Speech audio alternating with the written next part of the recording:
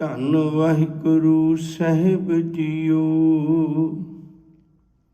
ਸਿਰ ਕੰਪਿਓ ਪਗ ਡਗਮਗੇ, ਨੈਣ ਜੋਤ ਤੇ ਹੀਨ। ਕਹੋ ਨਾਨਕ ਇਹ ਬਿਦ ਭਈ, ਤਉ ਨ ਹਰ ਰਸ ਲੀਨ। ਸਿਰ ਕੰਪਿਓ ਪਗ ਡਗਮਗੇ, ਨੈਣ ਜੋਤ ਤੇ ਹੀਨ। ਕਹੋ ਨਾਨਕ ਇਹ ਬਿਦ ਭਈ, ਤਉ ਨ ਹਰ ਰਸ ਲੀਨ। ਵਾਹਿਗੁਰੂ ਜੀ ਕਾ ਖਾਲਸਾ, ਵਾਹਿਗੁਰੂ ਜੀ ਕੀ ਫਤਿਹ। ਗੁਰੂ ਤੇਗ ਬਹਾਦਰ ਸਾਹਿਬ ਜੀ ਦੀ ਪਾਵਨ ਪਵਿੱਤਰ ਬਾਣੀ ਵਿੱਚੋਂ ਤਿੰਨ ਗੱਲਾਂ ਪ੍ਰਮੁੱਖ ਤੌਰ ਤੇ ਸਾਹਮਣੇ ਆਉਂਦੀਆਂ ਨੇ। ਬਹੁਤ ਜ਼ਿਆਦਾ ਵਿਚਾਰ ਹੈ, ਇੱਕ ਜਹਾਨ ਦੀ, ਦੂਜੀ ਘੁਮਾਨ ਦੀ, ਤੀਜੀ ਭਗਵਾਨ ਦੀ। ਜਾਂ ਤੇ ਸਤਿਗੁਰੂ ਜਹਾਨ ਦੀ ਗੱਲ ਕਰਦੇ ਨੇ, ਜਾਂ ਬਹੁਤ ਵਾਰੀ ਘੁਮਾਨ ਮਨੁੱਖ ਦੀ ਈਗੋ, ਮਨੁੱਖ ਦਾ ਹੰਕਾਰ, ਇਹਦਾ ਜ਼ਿਕਰ ਆਉਂਦਾ ਹੈ। ਤੀਜਾ ਇੱਕ ਜ਼ਿਕਰ ਆਉਂਦਾ ਹੈ ਗੁਰੂ ਤੇਗ ਬਹਾਦਰ ਸਾਹਿਬ ਜੀ ਦੀ ਬਾਣੀ ਵਿੱਚ ਪ੍ਰਮੁੱਖ ਤੌਰ ਤੇ ਭਗਵਾਨ ਦਾ, ਨਿਰੰਕਾਰ ਦਾ, ਪਰਮੇਸ਼ਰ ਦਾ। ਬੰਦਾ ਆਇਆ ਤੇ ਭਗਵਾਨ ਨੂੰ ਮਿਲਣਾ ਹੈ, ਪਰ ਸੱਚ ਕਰਕੇ ਜਾਣਿਓ, ਸਤਿਗੁਰੂ ਆਖਦੇ ਨੇ ਵਿੱਚੋਂ ਗਰਭੈ ਨਿਕਲ ਆਇਆ, ਖਸਮ ਵਿਸਾਰ ਧੁਨੀ ਚਿਤ ਲਾਇਆ।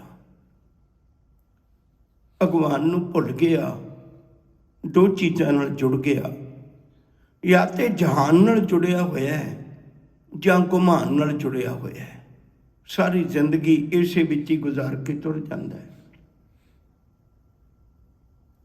ਸਤਿਗੁਰੂ ਜੀ ਨੇ ਬਾਣੀ ਵਿੱਚ ਬੜੇ ਪਿਆਰੇ ਬਚਨ ਕੀਤੇ ਨੇ। ਹਜ਼ੂਰ ਆਖਦੇ ਨੇ, ਕਹਿੰਦੇ ਪਹਿਲੇ ਪਿਆਰ ਲੱਗਾ ਠਣ ਤੁਧ, ਦੂਜੇ ਮਾਏ ਬਾਪ ਕੀ ਸੁਧ, ਤੀਜੇ ਭਈਆ ਭਾਬੀ ਬੇਬ, ਚੌਥੇ ਪਿਆਰ ਉਪੰਨੀ ਖੇਡ, ਪੰਜਵੇਂ ਖਾਣ ਪੀਣ ਕੀ ਧਾਤ, ਛੇਵੇਂ ਕਾਮ ਨ ਪੁੱਛੇ ਜਾਤ, ਸਤਵੇਂ ਸੰਚ ਕੀਆ ਕਰ ਵਾਸ, ਅੱਠਵੇਂ ਕ੍ਰੋਧ ਹੁਆ ਤਨ ਨਾਸ, ਨੌਵੇਂ ਧੌਲੇ ਉਬੇ ਸਾਹ, ਦਸਵੇਂ ਦੱਦਾ ਹੁਆ ਸਵਾਹ। ਆ ਇਉਂ ਸਮਝ ਲਓ ਵੀ ਮਨੁੱਖ ਦੀ ਜ਼ਿੰਦਗੀ ਨੂੰ 10 ਹਿੱਸਿਆਂ 'ਚ ਵੰਡ ਲਈਏ ਤਾਂ ਇੱਕ ਇੱਕ ਹਿੱਸੇ 'ਚ ਮਨੁੱਖ ਕੀ ਕਰਦਾ ਹੈ? ਦੁਨੀਆ ਨਾਲ ਜੁੜਿਆ ਬੈਠਾ, ਕੋਈ ਚੇਤਾ ਨਹੀਂ ਆਪਣੀ ਮੰਜ਼ਿਲ ਦਾ।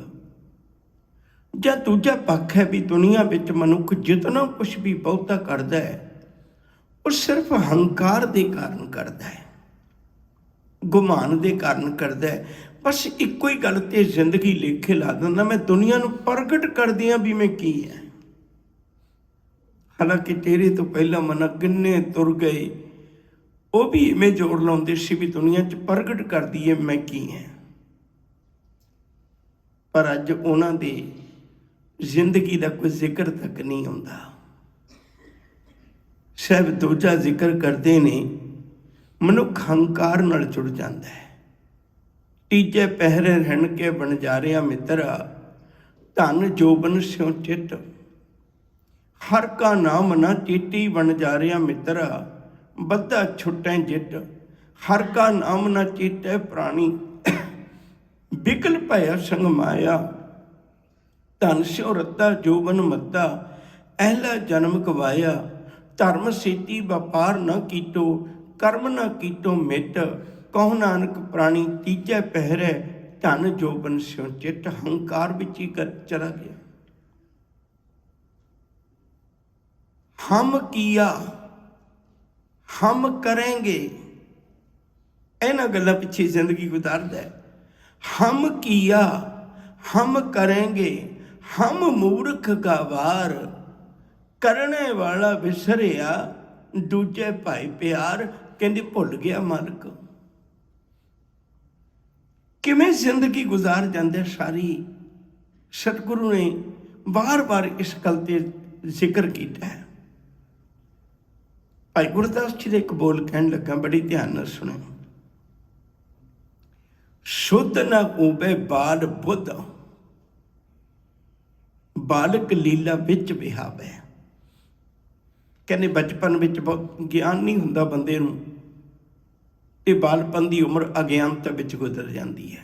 शुद्ध न होवे बाल बुद्ध, बालक लीला विच विहावे।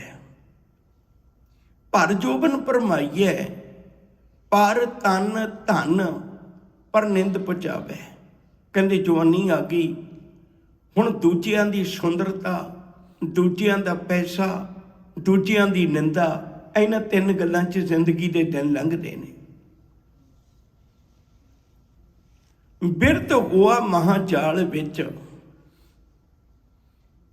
बिरत होआ जंजाल विच, महाजाल परिवार फहावे।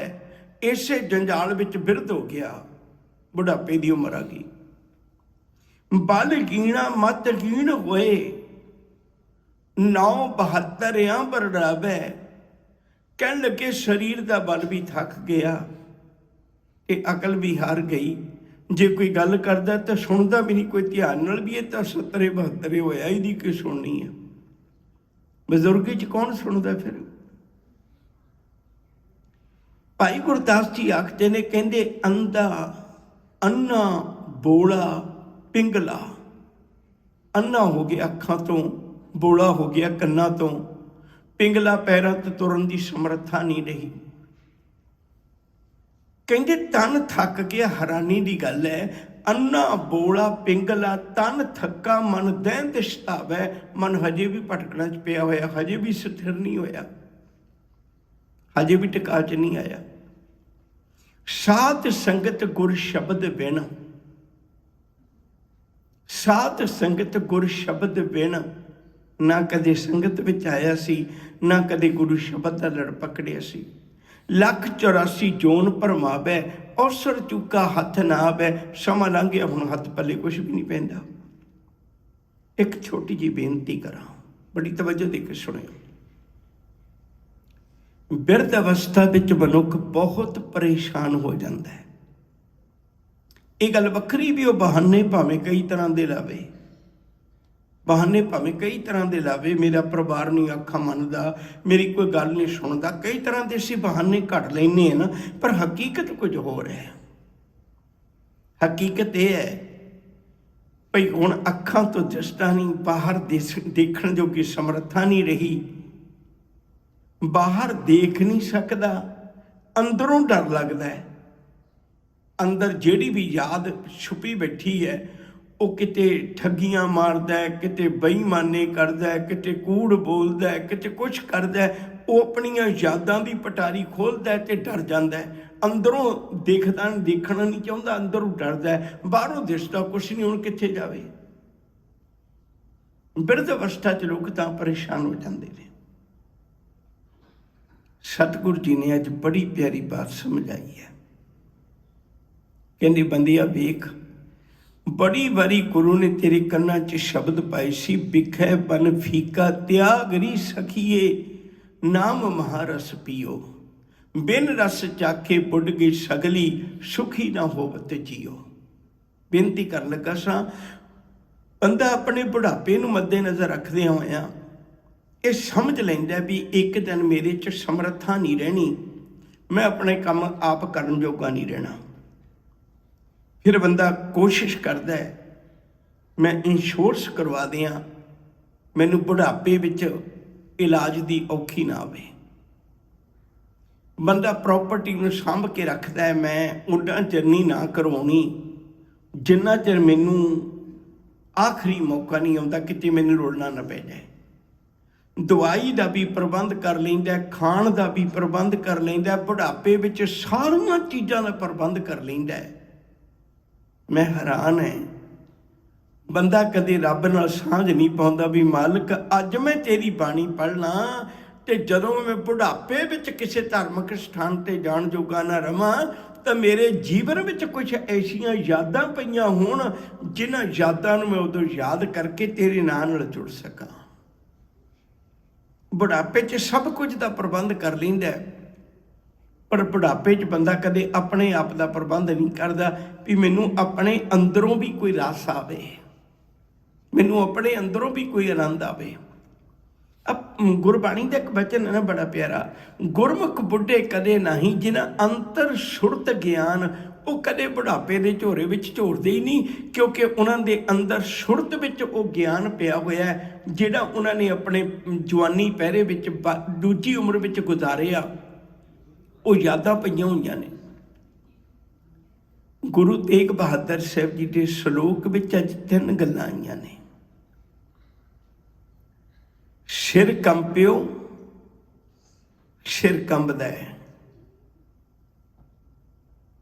ਦੂਜੀ ਗੱਲ, ਪੱਗ ਡਗਮਗ ਹੈ। ਪੱਗ ਕਹਿੰਦੇ ਨੇ ਪੈਰਾਂ ਨੂੰ, ਪੈਰ ਡਗਮਗਾਉਂਦੇ ਨੇ, ਰੱਖਦਾ ਕਿਤੇ ਹੈ, ਚਲੇ ਕਿਤੇ ਜਾਂਦਾ ਹੈ, ਸੰਭਲ ਨਹੀਂ ਪਾਉਂਦਾ, ਬੈਲੈਂਸ ਨਹੀਂ ਹੁੰਦਾ ਬੋਡੀ ਦਾ। ਸਿਰ ਕੰਬਿਓ ਪੱਗ ਡਗਮਗੈ, ਨੈਣ ਜੋਤ ਤੇ ਹੀਨ।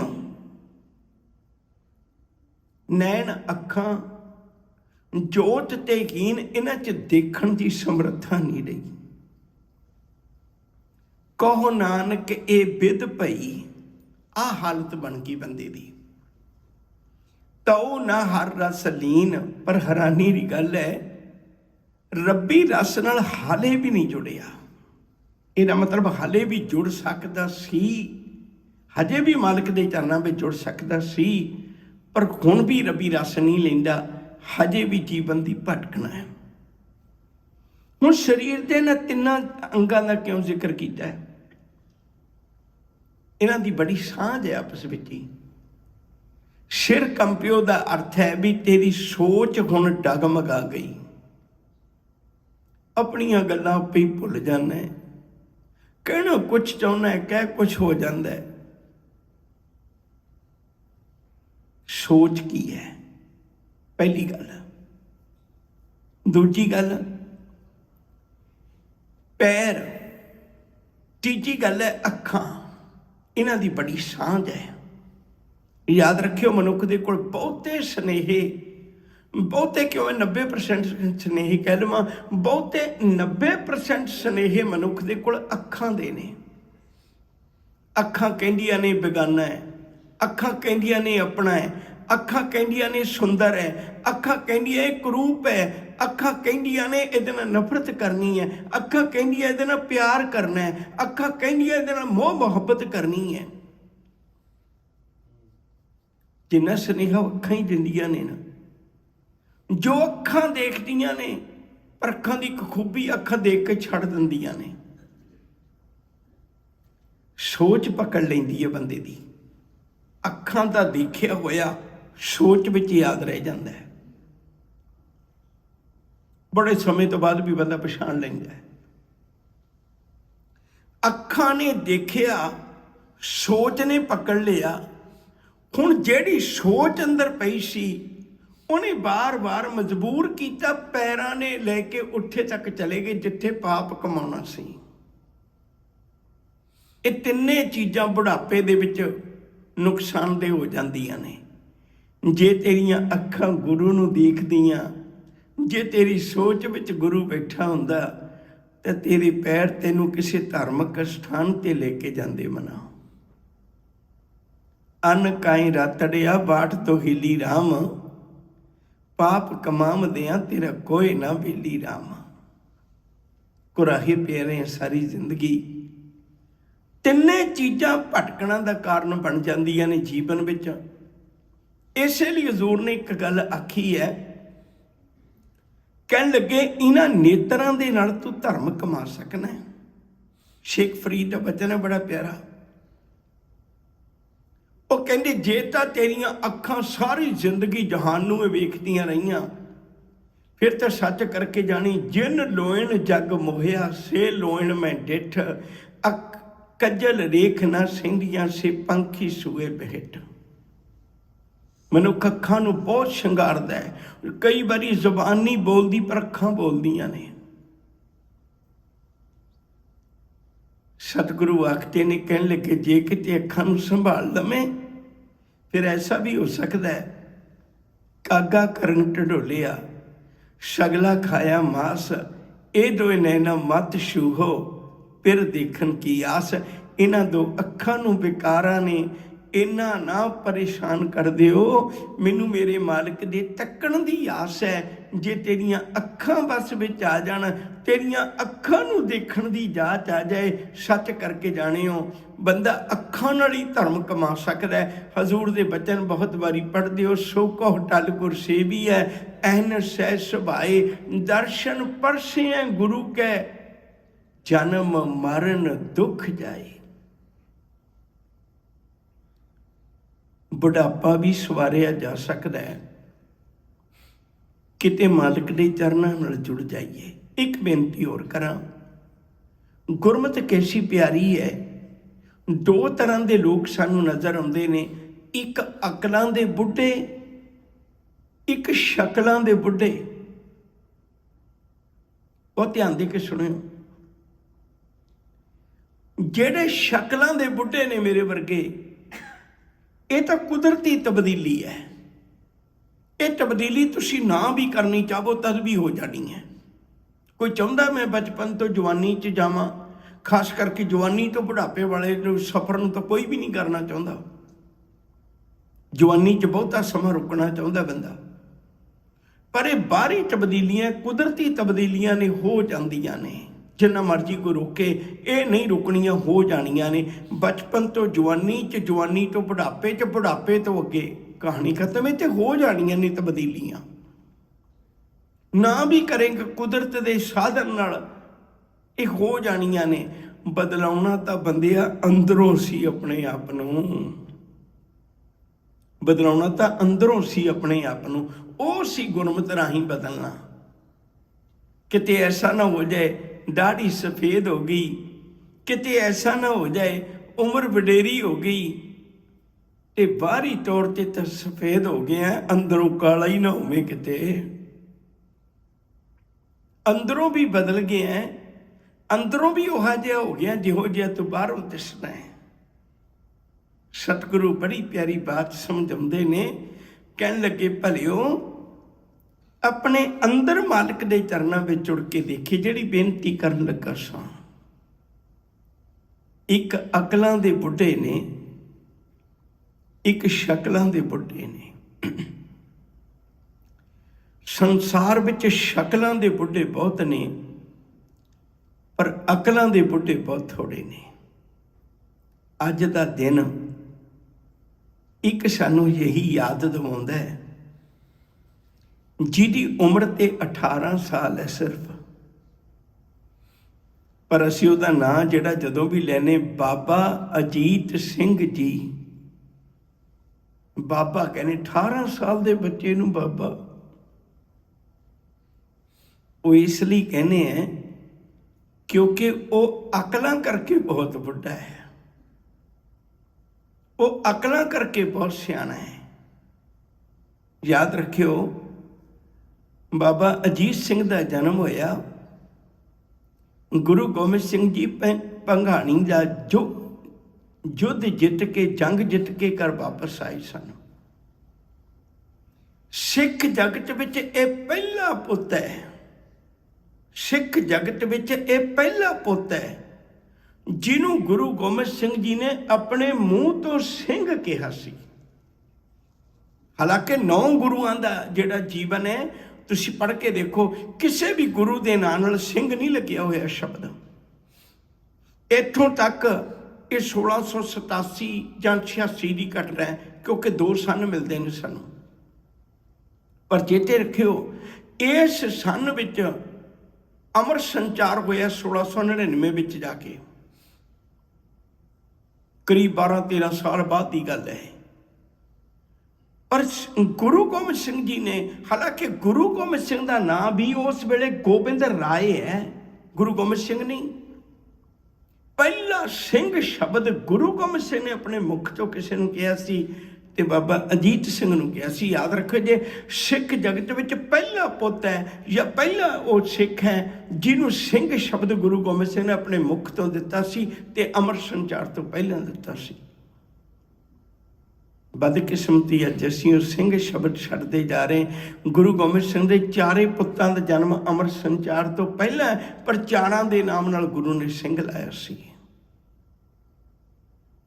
आओ गुरु तेग बहादुर साहब जी के श्लोक की विचार साझी करन की कोशिश करिए। साहब आखदे ने सिर कंपिओ, सिर कंबण लग पिया, सोच स्थिर नहीं रही, पग डगमगे, अपने तुरन जोगा भी नहीं रह गया, तू तो अपनी क्रिया भी नहीं कर सकता। एक पल मैं रुकन लगा, इत्थों ही गल शुरू करांगा। सादी जी गल है, सारियां दी समझ विच आउण वाली है। जदों किसी चीज की ताकत खत्म हो जाए तो वो अधीन हो जाती है।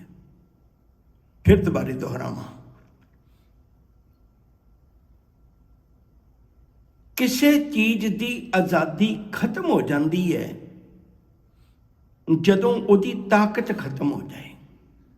ये सदी भी सच है। गुरु तेग बहादुर साहब के श्लोकों विचों ही आपां सहारा ले लीए। बल छुटकिओ बंधन परे, कछु न हो तो पाए। बंदे कोलों ताकत चले गई ते इनू गुलामी कबूल करनी पैनी है। जदों ताकत चली जाए तो गुलामी हो जाती है। ते बंदा आही गल धर्म की दुनिया च समझी बैठा है। ये जवानी च तदी नहीं रब्बी इबादत करता, ये सोचता है बिरध अवस्था विच विकारां ने, जिहड़े 5 विकार ने, उन्होंने कमज़ोर हो जाना तो मैं उन्होंने झट गुलाम बना लेना है। क्योंकि जो ताकत चली जाए तो गुलाम बनाना सौखा होंदा। पर इनू ये नहीं पता मना, ताकत तेरी खत्म होनी है, विकारां दी नहीं खत्म होनी। बंदा बुढ़ा हो जाता है, विकार जवान हो जाते हैं। उन्नी तृष्णा जवानी विच नहीं होंदी जिन्नी तृष्णा बुढ़ापे च है। ज्यों ज्यों उम्र बधनी है, एक एक डॉलर खर्चदियां जान निकलनी है। जिन्नियां भी दुनिया दी कंपनियां ने, वो जिहड़ी चीज़ बनाउंदियां ने यंगस्टर नूं दिमाग च रख के बनाउंदियां ने, कदे बुढ़ापे नूं दिमाग च रख के नहीं बनाउंदियां। पता भी बुढ़े ने तो पैसा खर्चना ही नहीं ना, पैसा तो यंगस्टर ने खर्चना है। जिन्नियां दुनिया की कंपनी सिर्फ इसे गल ते बनाउंदियां ने। तुसीं देखो बुढ़ियां वास्ते की बने, दवाई आ जाएगी, कोई नवीं खोज आ जाएगी, ब्लड प्रैशर इहदे नाल कंट्रोल होंदा है, शुगर इहदे नाल कंट्रोल होंदी है। उन्होंने पता भी इन्हें यही खरीदनियां ने बस। सतगुरु किरपा करते ने, कहते इस भुलेखे विच ना नहीं, इस भुलेखे विच ना नहीं। इन्हां ने तैनूं रब्बी रस नहीं लैण देना। तैनूं भुलेखा मना भी बुढ़ापे विच मैं सारे काम कार छड्ड के किधरे जोगा रवांगा ही नहीं, तो मैं हुण इत्थे बैठ के रब दा नाम लवांगा। कहंदी तैनूं भुलेखा, तेरे कोल रस लै नहीं होना। मैं वो तस्वीर तैनूं दिखाउणा है। गुरु तेग बहादुर साहब जी वो तस्वीर दिखाउंदे ने। सिर कंपिओ पग डगमगे, नैन जोत ते हीन। सिर कंबदा है, पैर उखड़ते ने, कंधां दा सहारा लेके थोड़ा तुरदा है, नहीं तुरिया जाता। नैन जोत ते हीन, बड़े ध्यान नाल सुणो इस शब्द नूं। अगे डॉक्टर कोल जांदा सी, डॉक्टर साहब मैनूं घट दिसदा है। डॉक्टर चैक करदे सन, कहंदे सन बई काला मोती है, पर कोई घबराउण दी लोड़ नहीं, ऑपरेशन कर लांगे, ठीक हो जाएगा। डॉक्टर साहब मैनूं घट दिसदा है, कोई गल नहीं, चिट्टा मोती है, असीं ऑपरेशन कर लांगे, ठीक हो जाएगा। ठीक हो जाता रहा। ਹੁਣ ਜਾ ਕੇ ਫਿਰ ਕਹਿੰਦਾ ਡਾਕਟਰ ਸਾਹਿਬ ਮੈਨੂੰ ਘੱਟ ਦਿਸਦਾ ਹੈ। ਡਾਕਟਰ ਨੇ ਚੈੱਕਅਪ ਕੀਤਾ, ਕਹਿੰਦਾ ਹੁਣ ਕੋਈ ਇਲਾਜ ਨਹੀਂ। ਕਹਿਣ ਲੱਗੇ ਕਮਾਲ ਹੈ, ਹੁਣ ਕਿਉਂ ਨਹੀਂ ਇਲਾਜ? ਪਹਿਲਾਂ ਕਾਲੇ ਮੋਤੀਏ ਦਾ ਵੀ ਕਰ ਲਿਆ, ਚਿੱਟੇ ਮੋਤੀਏ ਦਾ ਵੀ ਕਰ ਰਹੇ, ਹੁਣ ਕਿਉਂ ਨਹੀਂ ਇਲਾਜ? ਕਹਿੰਦੇ ਹੁਣ ਵਿੱਚ ਜੋਤ ਹੀ ਨਹੀਂ ਹੈ। ਕਹਿੰਦੇ ਜੋਤ ਰੱਖ ਦੇ। ਕਹਿੰਦਾ ਕਮਲਿਆ ਜੋਤ ਮੈਂ ਨਹੀਂ ਰੱਖਦਾ, ਜੋਤ ਤੇ ਰੱਬ ਹੀ ਰੱਖਦਾ ਹੈ। ਮੇਰੇ ਕੋਲ ਸਮਰੱਥਾ ਨਹੀਂ, ਮੈਂ ਜੋਤ ਰੱਖਦੀ ਹਾਂ। ਯਾਦ ਰੱਖੋ, ਬੜੇ ਪਿਆਰੇ ਸ਼ਬਦ ਨੇ। ਜੋਤ ਰੱਖਣ ਦਾ ਅਰਥ ਹੈ ਬੁਢਾਪੇ ਵਿੱਚ ਤੇਰੀ ਅੱਖ ਵੀ ਬਦਲਣੀ ਨਹੀਂ ਹੈ। ਇਹ ਨਾ ਸੋਚੀ ਕਿਸੇ ਦੀ ਅੱਖ ਪਵਾ ਲੇਗਾ, ਪਿੱਛੇ ਹੀ ਨਹੀਂ ਜੋਤ ਅੱਖ ਕੀ ਰਿਸਪੌਂਸ ਕਰੇਗੀ। ਰੋਜ਼ ਪੜ੍ਹਦੇ ਹੋ ਗੁਰੂ ਅਮਰਦਾਸ ਜੀ ਦੀ ਆਖਦੇ ਨੇ, ਕਹਿੰਦੇ ਇਹਨਾਂ ਅੱਖਾਂ ਨਾਲ ਧਰਮ ਕਮਾਲ ਹੈ। ਇਹ ਨੇਤਰੋ ਮੇਰਿਓ ਹਰ ਤੁਮੈ ਜੋ ਧਰੀ, ਹਰ ਬਿਨ ਅਵਰ ਨਾ ਦੇਖੋ ਕੋਈ, ਹਰ ਬਿਨ ਅਵਰ ਨਾ ਦੇਖੋ ਕੋਈ, ਨਦਰੀ ਹਰ ਨਿਹਾਲਿਆ। ਇਹ ਵਿਸ਼ ਸੰਸਾਰ ਤੁਮ ਦੇਖਦੇ, ਇਹ ਹਰ ਕਾ ਰੂਪ ਹੈ, ਹਰ ਰੂਪ ਨਦਰੀ ਆਇਆ। ਗੁਰ ਪ੍ਰਸਾਦੀ ਬੁਝਿਆ ਜਾਂ ਵੇਖਾਂ ਹਰ ਇੱਕ ਹੈ, ਹਰ ਬਿਨ ਅਵਰ ਨਾ ਕੋਈ। ਕਹੇ ਨਾਨਕ ਇਹ ਨੇਤਰ ਅੰਧ ਸੇ ਸਤਿਗੁਰ ਮਿਲਿਆ, ਦਿਵ ਦ੍ਰਿਸ਼ਟ ਹੋਈ। ਭਾਈ ਵੀਰ ਸਿੰਘ ਦੀ ਇੱਕ ਕਵਿਤਾ ਬੜੀ ਪਿਆਰੀ, ਕਹਿੰਦੇ ਅੱਖਾਂ ਨਾਲ ਧਰਮ ਕਮਾਲ ਹੈ। ਜਿਸ ਦਿਨ ਬੁਢਾਪੇ ਵੇਲੇ ਬੈਠਾ ਹੋਏਗਾ ਨਾ, ਤੈਨੂੰ ਅੰਦਰੋਂ ਹੀ ਰੱਬ ਲੱਭ ਜਾਣਾ ਹੈ। ਭਾਈ ਵੀਰ ਸਿੰਘ ਦੇ ਬਚਨ ਨੇ, ਨੈਣਾਂ ਦੇ ਵਿੱਚ ਸੱਜਣ ਬਹਾਇਆ, ਜਾ ਅੰਦਰ ਨੂੰ ਧਸਿਆ। ਧਸਿਆ ਅੰਦਰ ਲੈ ਦੇ ਅੰਦਰ, ਜਾਂ ਡੁਗਾਣੀ ਵਸਿਆ। ਨੈਣ ਮੀਟਿਆਂ ਅੰਦਰ ਦਿਸੇ। ਜਦੋਂ ਮੈਂ ਅੱਖਾਂ ਬੰਦ ਕਰ ਲੈਣਾ, ਮੈਨੂੰ ਆਪਣੇ ਅੰਦਰੋਂ ਦਿਸਦਾ ਹੈ। ਨੈਣ ਮੀਟਿਆਂ ਅੰਦਰ ਦਿਸੇ, ਬਾਹਰ ਖੁੱਲਿਆਂ ਬਾਹਰ ਦਸੀਵੇ। ਜਦੋਂ ਮੈਂ ਅੱਖਾਂ ਦੇ ਦਰਵਾਜ਼ੇ ਖੋਲ੍ਹਦੇ, ਮੈਨੂੰ ਬਾਹਰ ਵੀ ਦਿਸਦਾ ਹੈ। ਅੰਤਰ ਬਸੈ ਬਾਹਰ ਵੀ ਉਹੀ, ਜੋ ਅੰਦਰ ਹੈ ਉਹੀ ਬਾਹਰ ਹੈ। ਬਾਹਰ ਭੀਤਰ ਏਕੋ ਜਾਨੋ, ਇਹ ਗੁਰ ਗਿਆਨ ਬਤਾਈ। ਮੈਨੂੰ ਅੰਦਰ ਵੀ ਦਿਸਦਾ, ਬਾਹਰ ਵੀ ਦਿਸਦਾ ਹੈ। ਨੈਣਾਂ ਦੇ ਵਿੱਚ ਸੱਜਣ ਬਹਾਇਆ, ਜਾਂ ਅੰਦਰ ਨੂੰ ਧਸਿਆ। ਧਸਿਆ ਅੰਦਰ ਲੈ ਦੇ ਅੰਦਰ, ਜਾਂ ਡੁਗਾਣੀ ਵਸਿਆ। ਨੈਣ ਮੀਟਿਆਂ ਅੰਦਰ ਦਿਸੇ, ਬਾਹਰ ਖੁੱਲਿਆਂ ਬਾਹਰ ਦਸੀਵੇ। ਜਿੱਤ ਵੱਲ ਨਜ਼ਰ ਉੱਤੇ ਵੱਲ ਸੱਜਣ, ਬਣ ਤਿੰਨ ਸੱਜਣ ਵਸਿਆ। ਮੈਨੂੰ ਤੇ ਹੁਣ ਐਂ ਲੱਗਦਾ ਸਾਰੇ ਤੀਲੇ ਤੀਲੇ ਵਿੱਚ ਮੇਰਾ ਪਿਆਰਾ ਵਸਿਆ ਹੋਇਆ ਹੈ। ਸਭ ਮੈਂ ਜੋਤ ਜੋਤ ਹੈ ਸੋਈ, ਹੁਣ ਪ੍ਰਤੀਤ ਹੁੰਦਾ ਹੈ। ਮਨਾ ਬੁਢਾਪੇ ਤੋਂ ਪਹਿਲਾਂ ਪਹਿਲਾਂ ਇੱਕ ਬਚਨ ਕਹਿਣ ਲੱਗਾ ਗੁਰਬਾਣੀ ਦਾ, ਜਬ ਲਗ ਜ਼ਰਾ ਰੋਗ ਨਹੀਂ ਆਇਆ। ਜ਼ਰਾ ਬੁਢਾਪੇ ਨੂੰ ਕਹਿੰਦੇ ਨੇ।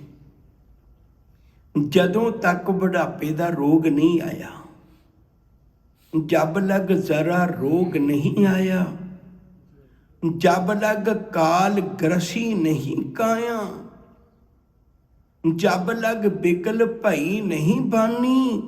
ਤੇਰੇ ਸ਼ਬਦ ਸਪਸ਼ਟ ਨਿਕਲਦੇ ਨੇ ਮੂੰਹ ਤੋਂ, ਉਦੋਂ ਤੱਕ ਭੱਜ ਲੈ ਰੇ ਮਨ ਸਾਰੰਗ ਪਾਨੀ। ਕਦੇ ਤਾਂ ਰੱਬ ਦਾ ਨਾਂ ਲੈ ਲੈ ਮਨਾ। ਬੁਢਾਪੇ ਵਿੱਚ ਰਸ ਨਹੀਂ ਲਿਆ ਜਾਣਾ ਜੇ ਹੁਣ ਨਾ ਸੰਭਾਲਿਆ। ਇਹ ਪੰਕਤੀਆਂ ਨੂੰ ਅਸੀਂ ਬਹੁਤੀਆਂ ਨੂੰ ਅਸੀਂ ਮਰਨ ਤੋਂ ਬਾਅਦ ਦੀ ਵਿਆਖਿਆ ਕਰ ਲਈ। ਅਸਲ ਵਿੱਚ ਬਹੁਤੀ ਬਾਣੀ ਦੀ ਵਿਆਖਿਆ ਜਿਉਂਦਿਆਂ ਜੀ ਹੈ। ਆਪੇ ਬੀਜ ਆਪੇ ਹੀ ਖਾ। ਜੋ ਅੱਜ ਬੀਜਿਆ ਉਹ ਕੱਲ੍ਹ ਬੁਢਾਪੇ 'ਚ ਬੈਠ ਕੇ ਖਾਈ। ਜੇ ਅੱਜ ਪਾਪ ਹੀ ਕੀਤੇ ਨੇ, ਜੇ ਅੱਜ ਨਾਟਕ ਚੇਟਕੀ ਦੇਖੇ ਨੇ, ਤੇ ਫਿਰ ਬੁਢਾਪੇ 'ਚ ਉਹੀ ਯਾਦ ਆਉਣੇ ਨੇ ਨਾ ਜੋ ਕੁਛ ਅੰਦਰ ਹੈ। ਫਿਰ ਉਦੋਂ ਡਰਦਾ ਹੈ, ਬਹੁਤ ਜ਼ਿਆਦਾ ਸੁਪਨੇ 'ਚ ਡਰਦਾ ਹੈ, ਅਰਦਾਸਾਂ ਕਰਦਾ ਹੈ, ਮੈਨੂੰ ਮੌਤ ਦੇ ਸੁਪਨੇ ਆਉਂਦੇ ਨੇ। ਹੁਣ ਤੇਰੇ ਕੋਲ ਵਕਤ ਹੈ ਮਨਾ। ਸੱਚ ਵਿੱਚ ਪਤਾ ਲੱਗੇਗਾ ਜੇ ਕਿਤੇ ਜਿਉਂਦਿਆਂ ਜੀ ਰਸ ਲੈ ਲਵੇਂ। ਸੇਵਾ ਪੰਥੀਆਂ ਦੇ ਇਤਿਹਾਸ ਵਿੱਚੋਂ ਇੱਕ ਰਾਮ ਕ੍ਰਿਸ਼ਨ ਬਹੁਤ ਵਧੀਆ ਇਨਸਾਨ ਹੋਏ ਨੇ। ਸੇਵਾ ਪੰਥੀਆਂ ਦੀ ਜਿਹੜੀ ਸੰਪਰਦਾ ਜਾਂ ਪ੍ਰਥਾ ਹੈ, ਉਹ ਭਾਈ ਕਨ੍ਹਈਆ ਜੀ ਤੋਂ ਅੱਗੇ ਚੱਲੀ ਹੈ। ਏਡੇ ਪਿਆਰ ਨਾਲ ਇਹ ਬਾਣੀ ਸੁਣਦੇ, ਬਾਣੀ ਪੜ੍ਹਦੇ, ਇਤਿਹਾਸ ਪੜ੍ਹਦੇ, ਆਨੰਦ ਲੈਂਦੇ। ਇੱਕ ਵਾਰੀ ਦੋ ਰਬਾਬੀ ਰਬਾਬ ਨਾਲ ਕੀਰਤਨ ਕਰਨ ਵਾਲੇ ਪੁਰਾਣੇ ਸਮੇਂ ਜਿਵੇਂ ਕਰਦੇ ਸਨ।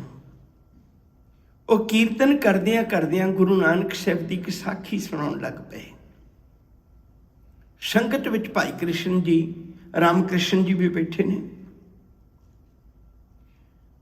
ਸਾਖੀ ਸੁਣਾਉਣ ਲੱਗ ਪਏ ਉਹ ਬਈ ਕਿਵੇਂ ਗੁਰੂ ਨਾਨਕ ਸਾਹਿਬ ਜੀ ਨੇ ਸੱਚਾ ਸੌਦਾ ਕੀਤਾ ਤੇ ਮਹਿਤਾ ਕਾਲੂ ਜੀ ਉਹਨਾਂ ਨੂੰ ਘਰ ਆਇਆਂ ਨਾਲ ਨਾਰਾਜ਼ਗੀ ਪ੍ਰਗਟ ਕਰਦੇ ਨੇ ਤੇ ਉਸ ਕਥਾ ਵਿੱਚ ਸੁਣਾਉਣ ਲੱਗ ਪਏ ਬਈ ਪਿਤਾ ਜੀ ਇੰਨੇ ਜ਼ਿਆਦਾ ਕ੍ਰੋਧਿਤ ਹੋਏ ਮਹਿਤਾ ਕਾਲੂ ਜੀ, ਉਹਨਾਂ ਨੇ ਇੱਕ ਚਪੇੜ ਮਾਰਨ ਲੱਗੇ ਨੇ, ਚੰਡ ਮਾਰਨ ਲੱਗੇ ਨੇ ਗੁਰੂ ਨਾਨਕ ਸਾਹਿਬ ਜੀ ਦੇ ਪਾਵਨ ਮੁਖਾਰ ਬਿੰਦ ਦੇ ਉੱਤੇ।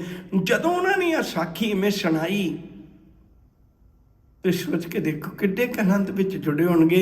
ਰਾਮ ਕ੍ਰਿਸ਼ਨ ਦੀਆਂ ਧਾਂ ਨਿਕਲ ਗਈਆਂ, ਉੱਠ ਕੇ ਖਲੋ ਗਿਆ, ਕਹਿਣ ਲੱਗੇ ਪਿਤਾ ਮਹਿਤਾ ਕਾਲੂ ਜੀ ਇਹਦੇ ਚਪੇੜ ਨਾ ਮਾਰਿਓ, ਮੇਰੇ ਮਾਰ ਲਓ। ਉਹਨਾਂ ਨੂੰ ਇਉਂ ਲੱਗਿਆ ਜਿਵੇਂ ਸਾਖੀ ਮੇਰੇ ਸਾਹਮਣੇ ਵਰਤ ਰਹੀ ਹੈ ਤੇ ਮਹਿਤਾ ਕਾਲੂ ਜੀ ਚਪੇੜ ਮਾਰਨੀ ਲੱਗੇ ਨੇ। ਫੜ ਕੇ ਝੰਜੋੜਿਆ, ਉਹਨਾਂ ਨੂੰ ਚੇਤਾ ਕਰਵਾਇਆ ਇਹ ਕਿਹੜੇ ਵੇਲੇ ਦੀ ਗੱਲ ਹੈ, ਤੁਸੀਂ ਅੱਜ ਵਿੱਚ ਜਿਉ ਰਹੇ ਹੋ। ਸੱਚ ਕਰਕੇ ਜਾਣੇ ਹੋ ਬੰਦੇ ਨੇ ਜ਼ਿੰਦਗੀ ਪਰ ਬੜੇ ਰਸ ਚੱਖੇ ਨੇ, ਬਹੁਤ ਰਸ ਚੱਖੇ ਨੇ, ਪਰ ਗੁਰੂ ਸਾਹਿਬ ਜੀ ਆਖਦੇ ਨੇ, ਕਹਿੰਦੇ ਹਰੇਕ ਰਸ ਚੱਖਣ ਤੋਂ ਬਾਅਦ ਪਰੇਸ਼ਾਨ ਤਾਂ ਹੋਇਆ, ਕਦੇ ਸ਼ਾਂਤ ਨਹੀਂ ਹੋਇਆ। ਮੈਂ ਤੈਨੂੰ ਇੱਕ ਗੱਲ ਕਹਿਣਾ, ਜੇ ਤੂੰ ਹਲੇ ਵੀ ਰੱਬੀ ਰਸ ਲੈ ਲਵੇਂ ਨਾ ਤੇ ਤੂੰ ਸ਼ਾਂਤ ਹੋ ਜਾਏਗਾ ਮਨਾ। ਆਨ ਰਸਾਂ ਜੇਤੇ ਤੈਂ ਚਾਖੇ, ਜਿੰਨੇ ਬਾਕੀ ਰਸ ਤੋਂ ਹੁਣ ਤੱਕ ਚੱਖੇ ਨੇ। ਨਿਮਖ ਨਾ ਤ੍ਰਿਸ਼ਨਾ ਤੇਰੀ ਲਾਥੇ, ਹਰ ਰਸ ਕਾ ਤੂੰ ਚਾਖੇ ਸਾਧ, ਚਾਖਟ ਹੋਏ ਰਹੇ ਬਿਸਮਾਦ। ਫਿਰ ਆਨੰਦ ਵਿੱਚ ਚਲਾ ਜਾਏਗਾ ਜੇ ਕਿਤੇ ਰਸ ਨੂੰ ਚੱਖ ਲਵੇਂਗਾ। ਬੁਢਾਪਾ ਵੀ ਸਵਾਰਿਆ ਜਾ ਸਕਦਾ ਹੈ। ਸਿਰ ਕੰਪਿਓ ਪਗ ਡਗਮਗੇ, ਨੈਣ ਜੋਤ ਤੇ ਹੀਨ, ਕਹੋ ਨਾਨਕ ਇਹ ਬਿਦ ਭਈ, ਤਉ ਨਾ ਹਰ ਰਸ ਲੀਨ। ਹਾਲੇ ਤੱਕ ਵੀ ਬੰਦਾ ਨਾਮ ਰਸ ਨਾਲ ਨਹੀਂ ਜੁੜਿਆ, ਰੱਬੀ ਰਸ ਨਾਲ ਨਹੀਂ ਜੁੜਿਆ। ਆਓ ਪਿਆਰ ਵਾਲਿਓ, ਕੋਸ਼ਿਸ਼ ਕਰੀਏ ਗੁਰੂ ਚਰਨਾਂ ਵਿੱਚ ਜੁੜ ਕੇ ਸੱਚੇ ਇਨਸਾਨੀਅਤ ਵਾਲੇ ਗੁਣ ਧਾਰਨ ਕਰੀਏ, ਨਾਮ ਨਾਲ ਜੁੜੀਏ, ਰੱਬੀ ਬੰਦਗੀ ਦਾ, ਰੱਬ ਦੇ ਪਿਆਰ ਦਾ ਰਸ ਮਾਣੀਏ, ਮਾਲਕ ਦੇ ਚਰਨਾਂ ਵਿੱਚ ਜੁੜ ਜਾਈਏ। ਆਖਰੀ ਗੱਲ ਕਹਿ ਕੇ ਸਮਾਪਤੀ ਕਰਨ ਲੱਗਾ, ਜਦੋਂ ਸਾਡੇ ਹੱਥ ਪੈਰ ਕਿਸੇ ਚੀਜ਼ ਨੇ ਸਾਥ ਨਹੀਂ ਨਾ ਦੇਣਾ, ਸਾਹਿਬ ਕਹਿੰਦੇ ਉਦੋਂ ਵੀ ਮਿਲਾਪ ਹੋ ਸਕਦਾ ਹੈ। ਪੈ ਕੇ ਚਰਨ, ਰੱਬ ਦੇ ਅਦਬ ਦੇ ਚਰਨ ਬਣਾ, ਉਹਨਾਂ ਨਾਲ ਤੁਰ। ਪੈ ਕੇ ਚਰਨ, ਕਰ ਭਾਵ ਕੇ, ਕਰ ਦਾ ਮਤਲਬ ਹੱਥ, ਭਾਵਨਾ ਦੇ ਪਿਆਰ ਦੇ ਹੱਥ ਬਣਾ ਲੈ। ਪੈ ਕੇ ਚਰਨ, ਕਰ ਭਾਵ ਕੇ, ਲੋਇਨ ਸੁਰਤ ਕਰੇ, ਆਪਣੀ ਸੁਰਤ ਦੀਆਂ ਅੱਖਾਂ ਬਣਾ ਲੈ। ਲੋਇਨ ਦਾ ਅਰਥ ਹੈ ਅੱਖਾਂ। ਲੋਇਨ ਸੁਰਤ ਕਰੇ, ਨਾਨਕ ਕਹਿ ਸਿਆਣੀਏ, ਇਵੇਂ ਕੰਤ ਮਿਲਾਵਾ ਹੋਏ। ਕਹਿੰਦੇ ਇਵੇਂ ਵੀ ਤੈਨੂੰ ਕੰਤ ਮਿਲ ਸਕਦਾ, ਬਿਸਤਰ ਤੇ ਬੈਠਾ ਹੋਇਆ ਵੀ ਤੈਨੂੰ ਕੰਤ ਮਿਲ ਸਕਦਾ, ਮਾਲਕ ਮਿਲ ਸਕਦਾ ਹੈ। ਆਓ ਪਿਆਰ ਵਾਲਿਓ, ਸਤਿਗੁਰੂ ਕਿਰਪਾ ਕਰੇ, ਬਖਸ਼ਿਸ਼ ਕਰੇ, ਅਸੀਂ ਜਿਉਂਦਿਆਂ ਜੀ ਆਪਣੇ ਜੀਵਨ ਦਾ ਆਨੰਦ ਲੈ ਸਕੀਏ, ਨਾਮ ਰਸ ਨਾਲ ਜੁੜ ਜਾਈਏ। ਭੁੱਲਾਂ ਚੁੱਕਾਂ ਦੀ ਖਿਮਾ, ਪਿਆਰ ਨਾਲ ਆਖੋ ਜੀ ਵਾਹਿਗੁਰੂ ਜੀ ਕਾ ਖਾਲਸਾ, ਵਾਹਿਗੁਰੂ ਜੀ ਕੀ ਫਤਿਹ।